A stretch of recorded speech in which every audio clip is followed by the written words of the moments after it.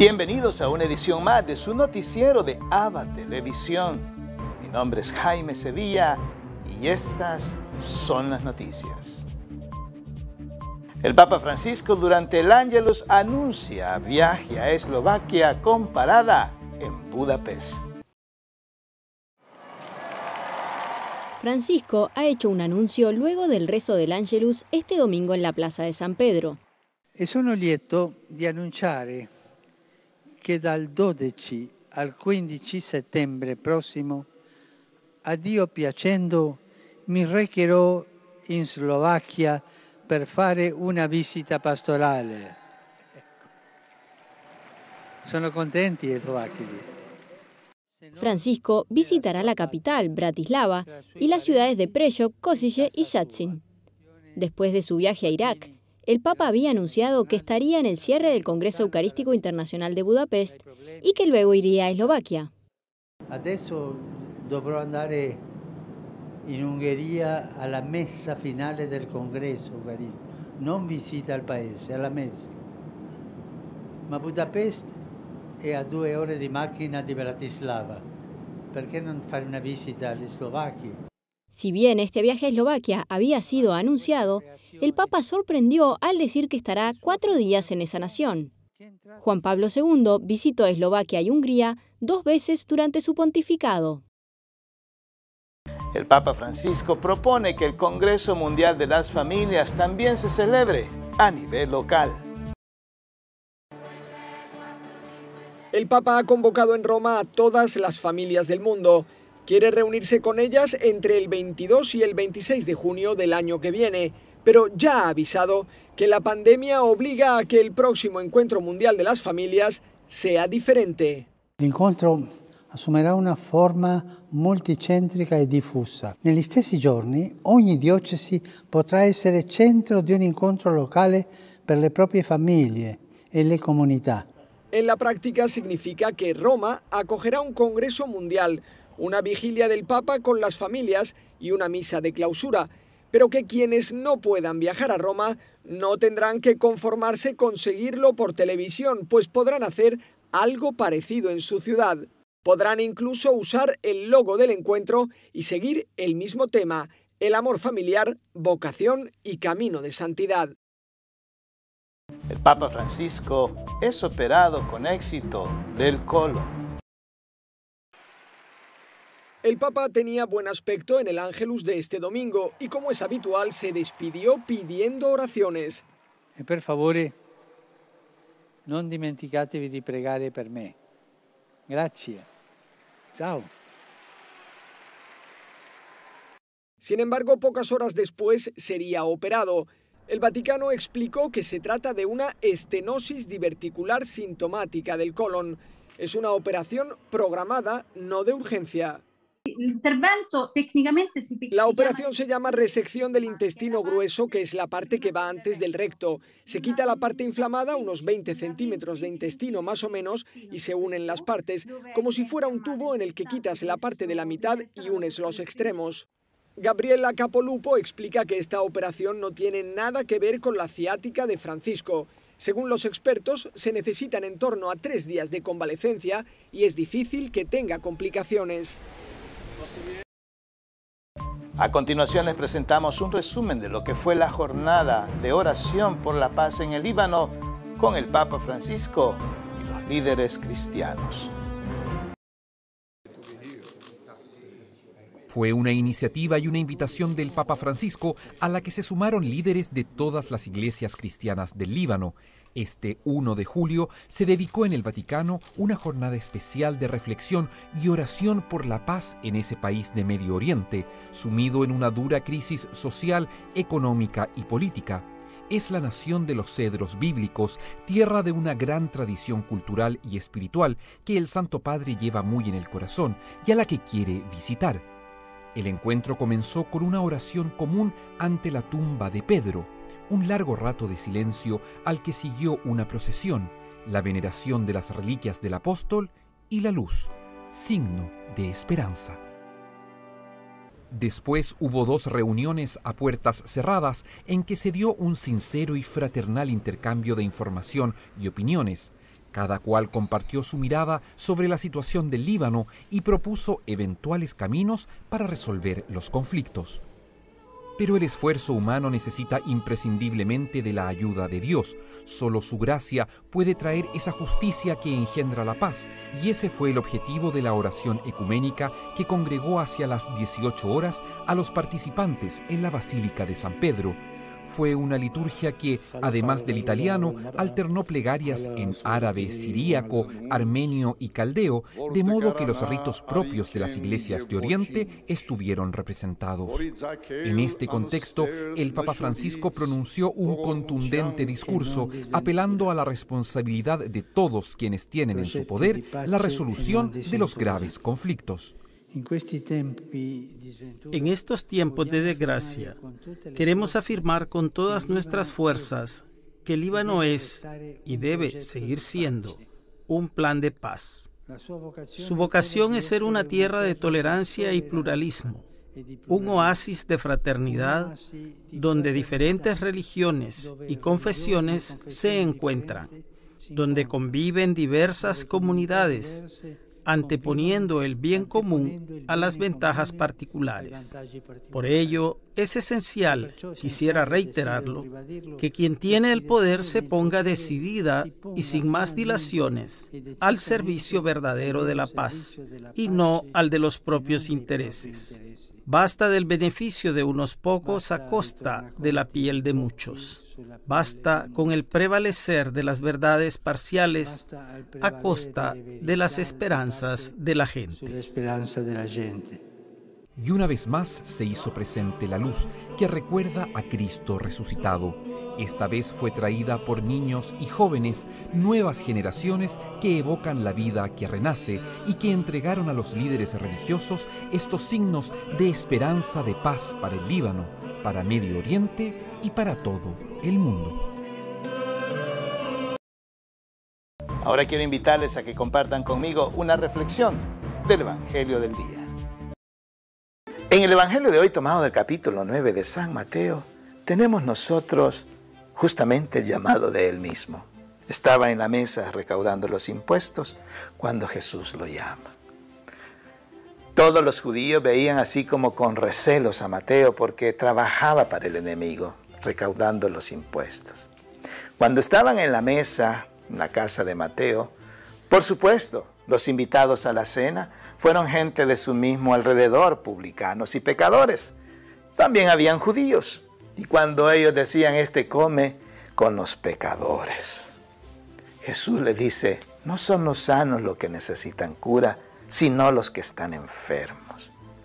Y al final del Evangelio dice, yo no he venido a llamar a los justos, sino a los pecadores.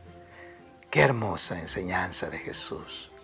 Y es que cuando una persona, un trabajador público, se convierte o acepta el llamado que el Señor le está haciendo, muchos vienen con él, muchos de su mismo medio.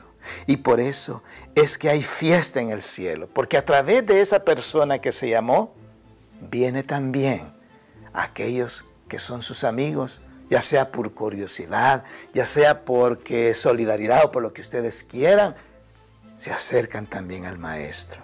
Y esta fue la fiesta grande que hoy celebramos de San Mateo en su conversión, que no solamente se convirtió él, sino también que a través de la conversión de él, llegó a convertir a aquellos amigos, a aquellos hermanos que estaban a su alrededor. Como muy bien nos dice el Señor, Él no ha venido por los justos, sino por los pecadores. O sea, por ti y por mí. Porque el Señor siempre tiene misericordia de aquellos que los demás consideran perdidos. Que el Señor nos dé la gracia de encontrarle en nuestra vida. Que así sea.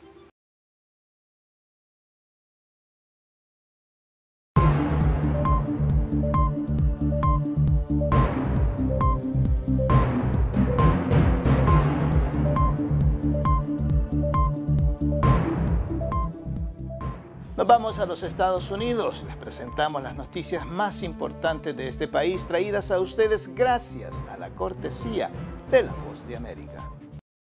A las 10:30 de la noche, hora de Miami, del domingo, fue derribado el resto de la torre sur Champlain, que quedó en pie tras el desplome parcial ocurrido el pasado 24 de junio. En solo segundos el edificio cayó por gravedad sobre su misma estructura. Ahora los rescatistas retoman labores de búsquedas de las más de 120 personas desaparecidas. Las autoridades hasta el momento han confirmado la cifra de 24 personas fallecidas.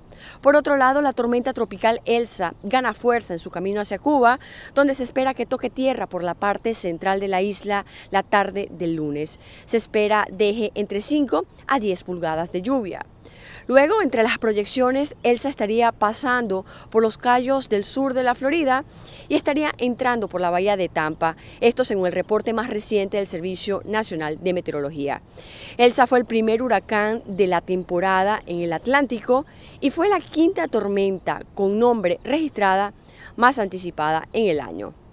En otras noticias, la Casa Blanca celebró el Día de la Independencia de Estados Unidos con la invitación de trabajadores esenciales que combatieron la pandemia del COVID-19.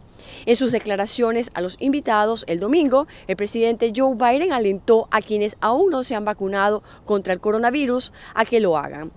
El presidente se había propuesto la meta de vacunar al 70% para el 4 de julio.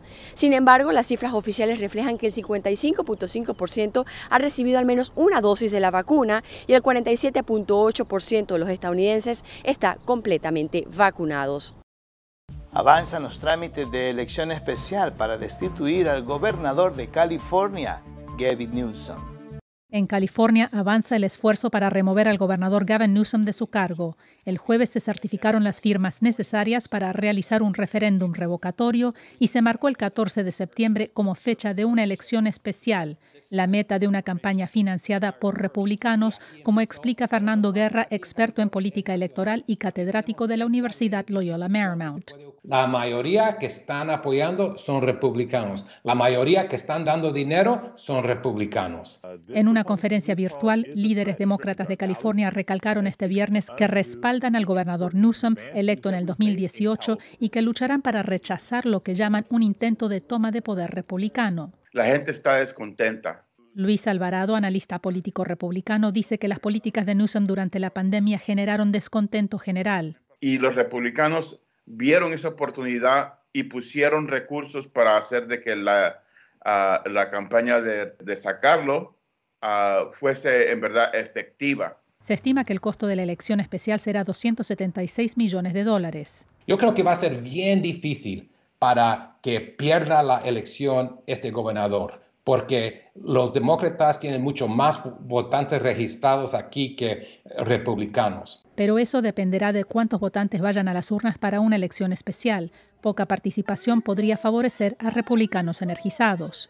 Este será el segundo referéndum revocatorio de un gobernador de California. El primero fue en el 2003, cuando se destituyó a Gray Davis y fue reemplazado por Arnold Schwarzenegger. El embajador Buzz Sols de la Unión Europea en El Salvador habla de posibles sanciones para personas antidemocráticas o aquellas que violen los derechos humanos. El embajador Andreu Bassols dijo que la Unión Europea, como parte de su actividad diplomática, toma acciones con quienes atentan contra los derechos humanos o la democracia. Bassols precisó que eso ocurre en los países donde cuentan con representación. Lo que en Europa se llaman las medidas restrictivas, es decir, sanciones. Sanciones contra individuos que consideramos que han vulnerado esos grandes principios de democracia y de derechos humanos. El diplomático dijo que durante su gestión el organismo internacional se ha pronunciado por 3 eventos que consideran violatorios de la democracia y las garantías fundamentales. 2 durante la actual administración gubernamental y otra en mayo de 2019 por la Ley de Reconciliación Nacional, que finalmente no fue aprobada. Quiero creer que, en parte gracias a la reacción de la comunidad internacional. Una segunda declaración la emitimos a las 3 de la tarde del día 9 de febrero del año 2020. No hace falta que les diga eso. Y una tercera declaración la emitimos unos días después, de la decisión de la Asamblea Legislativa del último 1 de mayo, expresando también nuestra preocupación por el socavamiento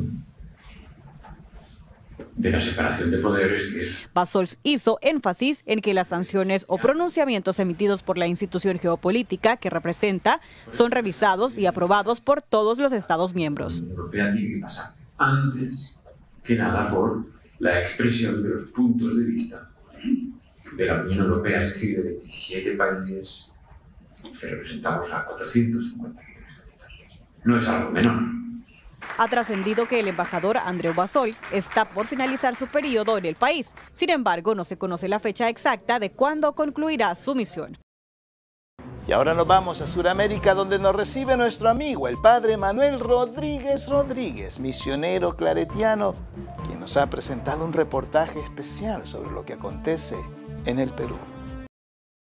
Reporta para la cadena de televisión ABBA y JN19 del Perú, el padre Manuel Rodríguez, misionero claretiano, desde Lima. Varios asuntos, varias noticias. Primero, el Perú ha estado muy pendiente del Papa por esa operación y dando ahora gracias a Dios porque ha resultado muy buena. Aunque tenga que estar todavía unos días en la clínica Gemelli, sin embargo, es para dar gracias a Dios porque a sus 84 años la operación ha sido todo un éxito. Felicitamos a los médicos, le damos gracias a Dios y pedimos que el Señor nos lo conserve en vida y en actividad desbordante como la tiene para el bien del pueblo de Dios. Segundo, el padre Omar Sánchez, que según mi criterio es el sacerdote del Perú que más trabaja por los pobres, por los desheredados, por los hambrientos, por los desarrapados, tiene varias plantas de oxígeno gratis, tiene acogida para las personas que nadie quiere, dándoles todo, albergue, alimentos, medicinas. Este sacerdote ha consagrado el Perú al Corazón Inmaculado de María y reitera, como lo hace la Iglesia, los documentos de los papas, reitera el peligro del comunismo.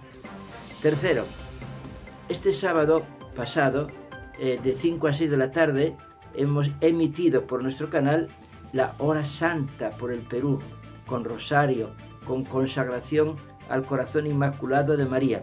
Y seguiremos haciéndolo con nuevos reportajes, nuevas parroquias, pero también de 5 a 6, esa hora por el Perú que es tan necesaria.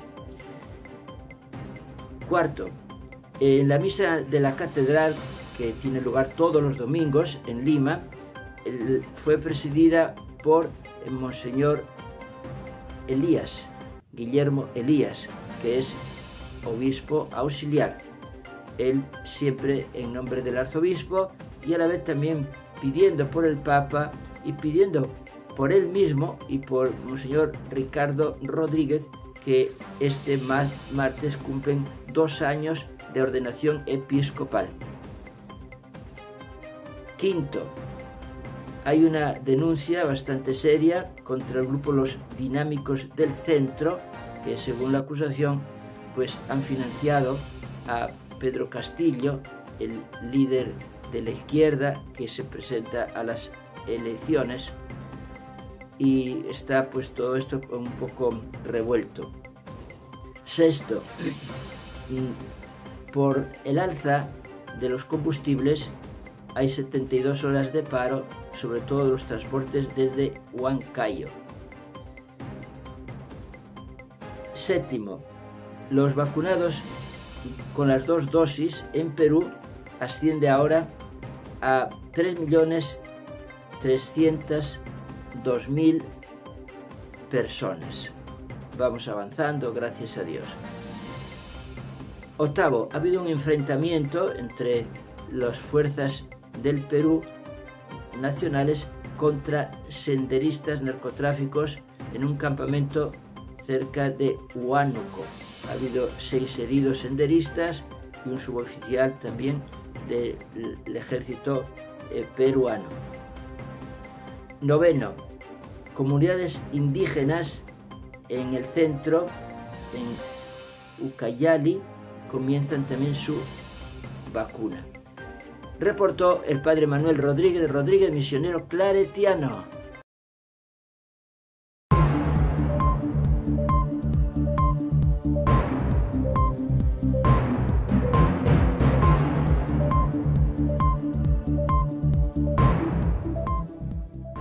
La Fiscalía General de la República allana sede del Partido Arena en El Salvador.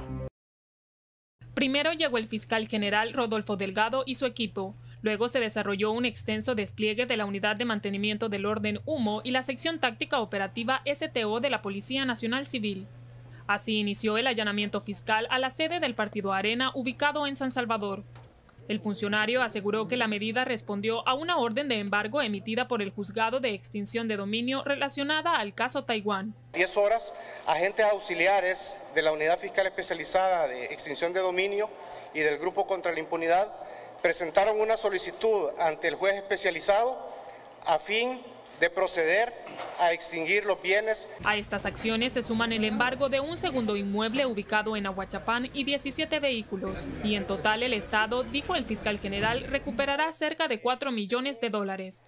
Los informes que nos ha rendido el Ministerio de Hacienda es aproximadamente de 3.9 millones de dólares. Para congelar 2.9 millones de dólares, que era parte de la deuda política que el Ministerio de Hacienda debió o debía trasladar al Partido Arena. En este momento ese dinero ya lo tenemos asegurado. Los trabajadores del inmueble fueron evacuados por las autoridades. No es negocio, era unas cositas que a mí me dan fiadas para que yo las venda. Y ahora yo, si me cierran aquí, las tengo que pagar, pero si las saco, las puedo reentregar. De acuerdo con la FGR, los 10 millones de dólares que donó el gobierno de Taiwán para los damnificados de los terremotos del 2001 fueron desviados hacia el Partido Tricolor. Utilizados por el partido para financiar la campaña presidencial de Elías Antonio Saca y posteriormente volvieron a recibir parte de ese dinero en concepto de deuda política. El fiscal recalcó que la acción penal en el caso está prescrita, por lo que la FGR inició un proceso de responsabilidad civil contra la institución política. Los inmuebles incautados pasarán a ser administrados por el Consejo de Administración de Bienes, CONAB, y hasta el cierre de este reporte, el Partido Arena no se había pronunciado al respecto. Para Teleprensa, Canal 33, Maggie González. Hoy el Santoral de la Iglesia nos presenta el día de San Antonio María Zacarías. Conozcamos un poco más de su historia. Ya era tarde y alumbrado por la vacilante llama de un candil, el joven Antonio María Zacarías apuraba el paso tratando de combatir el frío que calaba sus huesos y de evitar a los ladrones que merodeaban a la casa de los escasos transeúntes que temerariamente se aventuraban a esa hora por las intrincadas callejuelas de Pavía. Y de pronto, en medio de la penumbra surgió un débil quejido que aceleró su corazón, porque en principio sospechó que era una trampa, pero la misericordia aprendida de su madre se impuso y se fue directo al sitio del que provenía el lamento y se encontró junto al vano de un muro un aterido muchacho cuasi desnudo. Entonces se despojó de su capa, cuidadosamente lo envolvió en ella, se lo llevó para su pensión y después de depositarlo en su cama se limitó a acompañarlo porque no sabía qué más podía hacer para aliviar su situación. Y el hecho de sentirse tan impotente le hizo replantear su auspicioso futuro como profesor universitario. Antonio María Zacarías, nacido a finales de 1502 en Cremona, Italia, quedó huérfano de padre antes de cumplir 2 años, razón por la cual su madre, muy hermosa por cierto, Antonia Pescaroli, que apenas contaba 18 años, rehusó varias ofertas matrimoniales y se concentró con abnegación en la formación cristiana de su pequeño hijo Antonio María, quien con precoz devoción y aguda inteligencia se consagró a la oración y al estudio, y antes de cumplir los 15 años estuvo listo para adelantar en Pavía los estudios superiores de filosofía y lenguas clásicas, materias que superó con honores a los 18 años. Y justamente tras la ceremonia de graduación, cuando retornaba a su casa meditando sobre su porvenir, rescató al aterido joven, pero su ignorancia sobre cómo paliar su dolor le hizo ver con claridad que la medicina era la mejor opción de servicio a los más desvalidos, y entonces se dirigió a Padua, en cuya universidad se graduó en 1524 a los 22 años, y volvió a Cremona, en donde se convirtió en el médico de los pobres, a cuyo servicio estaba a las 24 horas, sin recibir nada a cambio, y a pesar de que no tenía estipendio alguno, pues ya había ya hacía varios años había renunciado a su herencia en favor de su madre. Y aún así se sentía insatisfecho, porque además de los males del cuerpo que sufrían sus desamparados, era más deplorable la salud de sus almas. Entonces, después de completar su preparación sobre teología y sagradas escrituras, fue ordenado sacerdote en 1428. Por sugerencia de su director espiritual, San Antonio María Zaccaría se trasladó a Milán, ciudad que por su cosmopolitismo le ofrecía un campo de acción más amplio, y allí se vinculó a la Eterna Sabiduría, que era una cofradía compuesta por religiosos y laicos dedicados a la oración y a la contemplación. Y en ella conoció a los sacerdotes Bartolomé Ferrari y Giacomo Moriglia, con los que en 1530 San Antonio María Zaccaría instituyó la Orden de los Clérigos Regulares de San Pablo, conocidos como los Barnabitas porque su primera sede fue una iglesia dedicada a San Bernabé, y se reunió con ellos para enfrentar la peligrosa expansión del protestantismo. Y por eso sus miembros administraban los sacramentos, celebraban eucaristías y predicaban en las calles, plazas e iglesias, y se sometían a rudas penitencias en público, con el fin de sacudir la adormecida piedad católica y al clero indiferente que observaba la invasión luterana con los brazos cruzados. Entabló relaciones con la condesa de Guastalla, Luisa Torelli, con quien en 1535 fundó la Orden de las Hermanas Angelicales de San Pablo, congregación compuesta por monjas que desarrollaban su labor apostólica rescatando a las mujeres de la calle, socorriendo a los ancianos, a los huérfanos y a los enfermos. Y para completar esa acción envolvente, San Antonio María Zaccaría reunió a un grupo de seglares y con ellos creó el movimiento Casados Devotos de San Pablo, llamados también Laicos de San Pablo, organización con la que pretendía reverdecer los valores cristianos dentro de las familias. Dado el éxito de estas tres comunidades que recuperaron el espíritu católico, San Antonio María Zaccaría fue acusado ante la Inquisición por un sector clerical cuyos privilegios puso en peligro, de ser el líder e instigador de doctrinas locas, fanáticas y sediciosas. Pero tras 2 procesos dispendiosos fue absuelto y recibió el respaldo papal y la completa aprobación de su obra. Asimismo, San Antonio María Zaccaría instauró la devoción de las 40 horas de adoración al Santísimo Sacramento, y para que fuera constante, la rotaba semanalmente por todas las iglesias de la ciudad. Tan ingente actividad minó su salud, pero aún así tuvo fuerzas para servir de mediador en el conflicto que la población de Guastalla enfrentaba por el interdicto papal, sanción que en la práctica significaba que a sus habitantes les estaba vedado asistir a los oficios religiosos, recibir los sacramentos y darles cristiana sepultura a sus muertos. Pero él logró levantar ese interdicto, y en el camino de regreso San Antonio María Zaccaría se sintió sin fuerzas y pidió ser llevado a donde su madre en Cremona, en cuyos brazos falleció a los 37 años, el 5 de julio de 1539, y fue canonizado en 1897 por el Papa León XIII. Por eso, hoy, día de su festividad, pidámosle a San Antonio María Zaccaría que nos enseñe a ser sensibles ante el dolor ajeno. Para concluir nuestro noticiero, los invitamos a unirnos al Papa por su intención del mes de julio, que es sobre la amistad social. Dice la Biblia que el que encuentra un amigo encuentra un tesoro.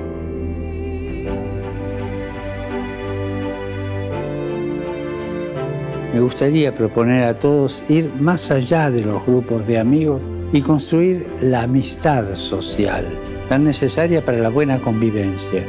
Reencontrarnos especialmente con los más pobres y vulnerables. Están en las periferias.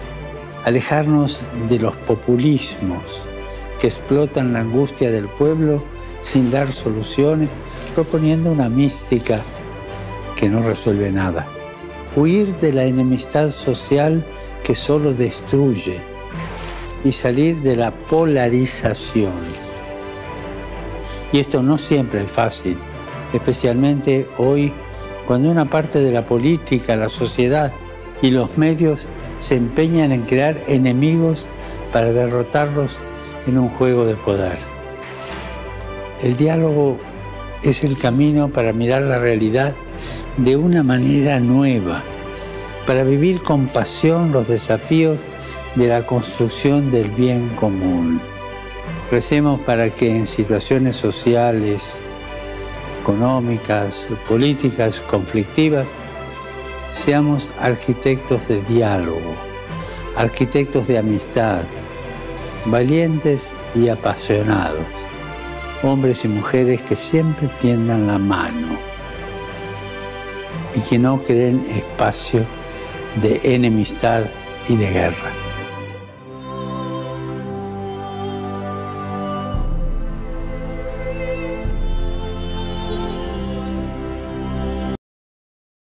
Y así llegamos al final de una edición más de su noticiero de ABA Televisión. Gracias por estar con nosotros.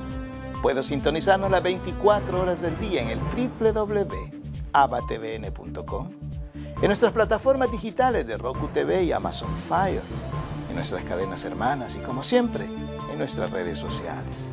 Ahí nos vemos. Que Dios los bendiga.